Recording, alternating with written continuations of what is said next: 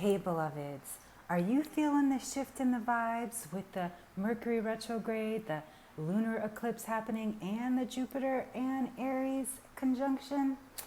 You're not alone. Today's Think About It Thursday is all about the cosmos, including tomorrow's Friday the 13th. Are you ready for Friday the 13th? Let's break it down. And don't forget to wait for the Think About It Thursday question at the very end. So tomorrow is our very first Friday the 13th, a time of the divine feminine and the most sacred time for us as we move into a lunar eclipse, which is again ruled by the moon, the woman's energy. And so by now you should definitely be feeling something. We just shifted into Mercury retrograde, as well as this Jupiter and Aries alignment that is bringing in luck and all kinds of things. And then we'll also be having this huge lunar eclipse, blood moon, full moon in Scorpio. So what does that all mean for you? Let's break it down. First of all, 13. You know, this number, Friday the 13th, they've written scary movies about it. They've done all kinds of Freaky Friday and all kinds of things around that Friday the 13th. But did you know it really is the number of the goddess? It's been turned into dark magic because so many things that are associated with the divine feminine have been demonized, very much like African spirituality. But I digress. And so this number of 13 is associated with so many different things. I know I grew up watching Friday the 13th. And as in tarot, the death card also represents the rebirth. So are you seeing where we're going with this?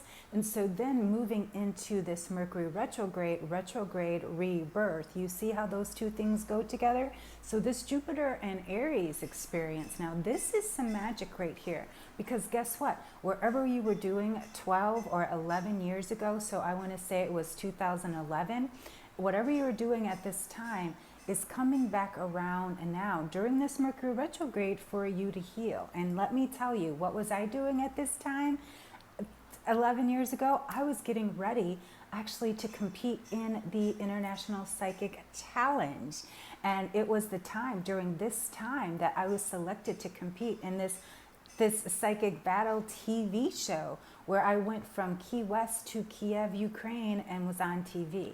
So this is a very powerful time. Things out of the blue will come out. And so two of the tools that I'm using right now more than anything, because this energy is definitely up here at the crown of the head, is my Thinker Oil by doTERRA. I put it here on my temples, and then I love to get my clear crystal and just rub my temples. It really supports and calming down all that energy that's going on in the brain.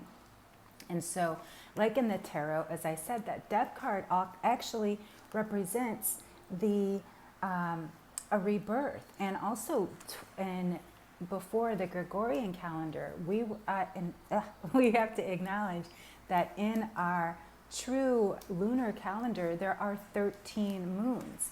And so I know that there's been people that don't have 13 floors in their apartment. They don't have an apartment number 13 because all of these superstitions around it, and a lot around women's energy and women's magic, right? And so isn't it interesting that at this time in the world, there is this big, huge thing happening about women's bodies and women's reproductive rights? There are no accidents, beloveds. And so please remember that. And so, you know, this full moon eclipse is all about pleasure and play. And that's what that Scorpio energy is all about. And so this week's question is, with all of this cosmic energy going on, and especially around the divine feminine, how is this affecting you, beloveds?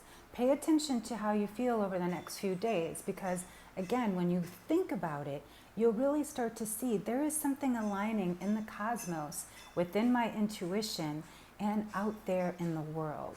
Time to think about it and how it's showing